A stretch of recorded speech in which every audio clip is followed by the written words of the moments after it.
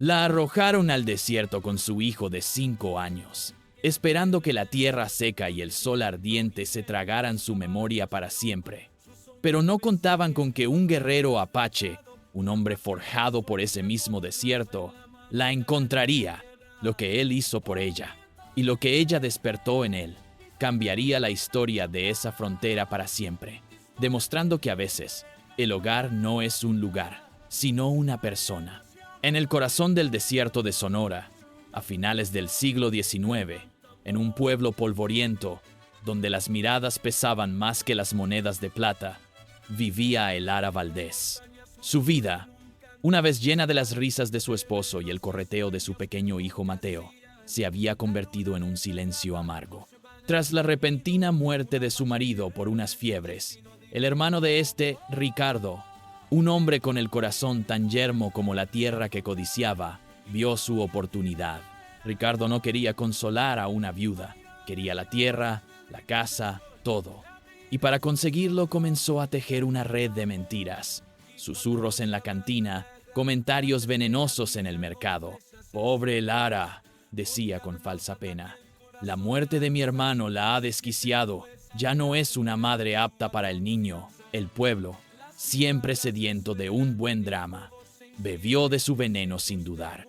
Era más fácil creer en la locura de una mujer sola que en la maldad de un hombre influyente. El día que Ricardo llegó con el comisario, el sol de la mañana parecía tan frío como la noche. Con un papel en la mano y una sonrisa torcida, le ordenó abandonar la que había sido su casa. «Es por tu bien, Elara, y por el del niño», dijo, mientras sus hombres sacaban sus pocas pertenencias a la calle. Elara, con Mateo aferrado a su falda, vio cómo la puerta de su vida se cerraba en su cara. No tenía a dónde ir. Su familia vivía a cientos de kilómetros y el pueblo entero le había dado la espalda. Solo le quedaba el camino, un sendero que se disolvía en el horizonte implacable del desierto. Así comenzó su viaje del héroe, aunque en ese momento Elara no se sentía una heroína, sino una paria. Con un pequeño bulto de ropa, una cantimplora casi vacía, y la mano de su hijo firmemente sujeta en la suya, se adentró en la inmensidad. Cada paso era un acto de fe y desesperación. El sol castigaba, el viento levantaba una arena que se metía en los ojos y en el alma. Al segundo día, el agua se acabó. Al tercero, las fuerzas de Elara comenzaron a fallar. Mateo, valiente como era, ya no lloraba. Solo la miraba con unos ojos que reflejaban el miedo de su madre. Cuando Elara se desplomó, con los labios rotos y la visión borrosa, pensó que era el fin. Abrazó a su hijo, susurrándole una disculpa por haberle fallado. Y fue entonces, en ese instante de rendición total, cuando una sombra se cernió sobre ellos. No era una nube, era un hombre, alto, con la piel curtida por el sol y el cabello negro y largo atado con una cinta de cuero. Sus ojos oscuros la observaron sin expresión, pero no con crueldad.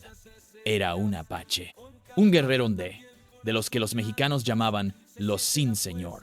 En cualquier otra circunstancia, Elara habría gritado de terror, pero en ese momento solo pudo murmurar una palabra antes de desmayarse: agua. Historias como la de Elara y Ahaan nos recuerdan que la esperanza puede nacer en los lugares más inesperados. Si te fascinan estas narrativas de la historia de Norteamérica y las Love Across Borders, no olvides suscribirte a Historias de Época en Sonora para no perderte ningún capítulo de nuestro viaje en la historia. Cuando Elara despertó, no estaba bajo el sol abrasador. El aire era fresco y olía a hierbas y tierra húmeda. Se encontraba en una especie de refugio excavado en la roca, una cueva mejorada hasta ser una cabaña. Una pequeña fogata crepitaba en el centro. Mateo dormía plácidamente a su lado, cubierto con una manta de piel suave. Y el hombre, el guerrero apache, estaba sentado al otro lado del fuego, afilando la punta de una flecha con una piedra. Su nombre era Ahaan. No hablaba mucho, pero sus acciones resonaban más que cualquier palabra. Le dio a Elara un cuenco con un caldo caliente y a Mateo un trozo de carne seca ablandada con agua. Durante días, la comunicación fue casi nula. Elara sentía un miedo profundo, una desconfianza sembrada por años de historias terribles sobre los salvajes. Ahán, por su parte, se movía con una cautela que delataba su propia desconfianza hacia la mujer, Yori. Él había visto a su propia gente sufrir a manos de los mexicanos. ¿Por qué la había salvado? Esa pregunta flotaba en el aire denso de la cueva. El puente entre ellos fue Mateo, el niño, ajeno a los odios y los prejuicios de los adultos. No veía a un apache, sino a un hombre fascinante que sabía hacer fuego sin cerillas y que conocía el nombre de cada pájaro. Un día, Mateo se acercó a Ahán con una pequeña piedra de forma curiosa.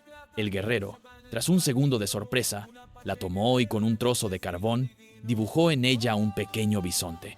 Le devolvió la piedra al niño y una sonrisa diminuta, casi imperceptible, se dibujó en el rostro de Ahán. Elara lo vio todo, y en ese pequeño gesto entendió más que en todas las palabras que no se habían dicho. Empezó a observar a su salvador, vio cómo cuidaba de sus caballos, cómo trataba la tierra con respeto, cómo sus ojos parecían leer los secretos del viento. Poco a poco, el miedo de Elara se fue transformando en curiosidad, y luego en un respeto profundo. Era el inicio de una de esas cross-cultural relationships que desafían al mundo. Él le enseñó a encontrar raíces comestibles y a leer las nubes para predecir la lluvia. Ella, con su presencia tranquila, comenzó a llenar el silencio solitario que había habitado la vida de Ahán desde que perdió a su familia. Era una especie de couple therapy sin palabras, sanando heridas que ambos llevaban en silencio. Pero la paz es un bien escaso en tierras fronterizas. Ricardo no había olvidado. La idea de que Elara y Mateo pudieran haber sobrevivido lo carcomía. Contrató a 2 rastreadores, hombres crueles y codiciosos, con una simple orden: encontrar al niño y asegurarse de que Elara no volviera a molestar a nadie.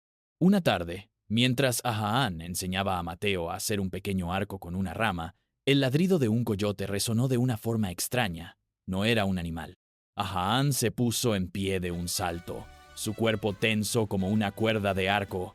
«Quédense dentro, no salgan por nada», le ordenó a Elara, con una urgencia en la voz que le heló la sangre. «La tensión es máxima, y el destino de esta nueva familia pende de un hilo. ¿Crees que lograrán salir de esta? Cuéntamelo en los comentarios y, si aún no lo has hecho, suscríbete para ver cómo termina esta increíble historia, que bien podría ser uno de los mejores historical romance books». Los 2 rastreadores aparecieron en el claro frente a la cueva, sus rifles preparados. «Sabemos que estás ahí, mujer», gritó uno de ellos. «Entrega al niño, y el apache no sufrirá más de la cuenta». Ahán salió a su encuentro, armado solo con su arco y un cuchillo. Parecía un espíritu del desierto, tranquilo pero letal. Lo que siguió fue una danza mortal. Ahán usó cada roca, cada sombra, cada ráfaga de viento a su favor. No era solo fuerza bruta, era inteligencia, un conocimiento profundo de su entorno que los torpes rastreadores no podían igualar. Mientras Ahán distraía a uno, el otro intentó colarse en la cueva. Pero Elara ya no era la mujer indefensa que había sido expulsada de su pueblo. Con el corazón latiéndole en la garganta, cogió la única arma que tenía a mano: un caldero de hierro con los restos del guiso caliente. Cuando el hombre asomó la cabeza por la entrada, ella se lo arrojó encima con todas sus fuerzas. El grito del hombre fue más de sorpresa y dolor que de otra cosa, dándole a Ahán el segundo que necesitaba para desarmarlo. Derrotados y humillados, los rastreadores huyeron, no sin antes recibir una advertencia de Ahán que les quedó grabada a fuego. Cuando volvieron al pueblo, con el rabo entre las piernas y uno de ellos con la cara quemada, la historia que contaron no fue la que Ricardo esperaba. Hablaron de un demonio apache que se movía como el viento y de una mujer que luchaba como una leona por su cachorro. La verdad sobre la crueldad de Ricardo salió a la luz, y el pueblo, avergonzado de su ceguera, le dio la espalda por completo. En la seguridad de su refugio, Elara y Ahán se miraron. Ya no había barreras entre ellos. La batalla los había unido de una forma que ni el tiempo ni la paz podrían haber logrado.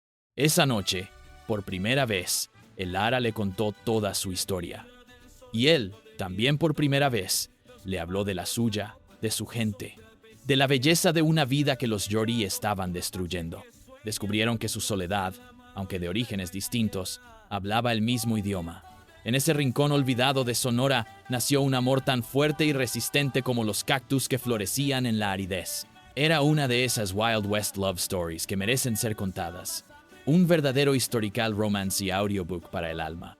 Los años pasaron. Mateo creció hasta convertirse en un joven fuerte y sabio, con la astucia de su padre adoptivo y la compasión de su madre. Hablaba español y apache, y entendía el mundo de los colonos y el de los nativos. La pequeña cueva se convirtió en un verdadero hogar. Elara y Ahaan tuvieron 2 hijas más, niñas de ojos oscuros y sonrisas brillantes que eran el símbolo perfecto de su unión. Eran la prueba viviente de que el amor es la única frontera que no debería existir. Una de las mejores historias de resiliencia. La historia de Elara y Ahaan no es una de las típicas Wild West, tales de pistoleros y oro. Es un testamento al poder del amor para cruzar fronteras, ya sean las de un desierto implacable o las del corazón humano. Nos enseña que el verdadero valor no está en la tierra que poseemos o en la sangre que llevamos, sino en la valentía de proteger a quienes amamos y en la humildad de aceptar la ayuda de un extraño, que puede acabar convirtiéndose en nuestro destino.